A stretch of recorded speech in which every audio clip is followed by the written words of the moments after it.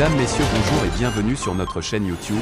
Ici nous vous donnons la clé, alors si vous êtes nouveau, abonnez-vous et cliquez sur la cloche de notification pour ne plus rien manquer. Cela fait, on peut commencer. L'économie française en déclin sur le continent africain. Après le Mali, c'est maintenant au Burkina Faso que la mainmise de la France est dénoncée dans la rue ou par des leaders d'opinion. L'ancienne puissance coloniale est régulièrement accusée de piller l'Afrique au moment où sa présence économique recule. Presque un pays africain sur trois a été à un moment de son histoire sous le joug de la France. Cela laisse des traces en termes culturels, militaires et bien sûr économiques. Mais sur ce plan, 60 ans après les indépendances, la France n'est plus du tout la puissance dominante. Son déclin est significatif depuis le début des années 2000. En 20 ans, elle a été déchue de son titre de premier fournisseur, puis de premier investisseur du continent. En valeur, les exportations françaises vers l'Afrique ont fortement augmenté, mais leur poids relatif a été divisé par deux, passant de 12 à 5% entre 2000 et 2021. Cette dilution est due à l'explosion de la demande des Africains. Elle a été multipliée par 4 et à l'émergence de nouveaux concurrents. Depuis le début des années 2000, la Chine grignote de nouvelles parts de marché. Elle détrône la France en 2007. La Chine s'arroge aujourd'hui 17% du marché continental, 3 fois plus que la France. La France n'est même plus le premier fournisseur européen du continent africain. C'est désormais l'Allemagne qui occupe la première place depuis 5 ans. Pour les investissements, ce sont les Pays-Bas. Beaucoup de multinationales étrangères ont un siège néerlandais pour alléger leurs impôts. Cela explique en partie le bon classement de ce pays.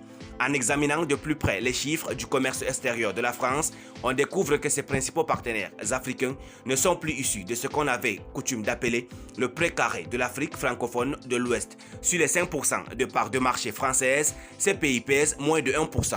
Aucun d'entre eux ne figure parmi les premiers partenaires commerciaux africains de la France. Le Maroc, l'Algérie et la Tunisie sont dans le trio de tête, suivis de deux pays anglophones, le Nigeria et l'Afrique du Sud. Pourquoi ce procès fait à la France dans cette région au moment où sa présence économique s'estompe? C'est une question de point de vue. Si ces pays comptent peu dans le commerce extérieur de la France, elle reste pour eux un partenaire omniprésent puisque c'est encore le premier fournisseur européen. Plus généralement, les accusations relèvent du ressenti et recouvrent moult griffes par toujours liées à l'économie.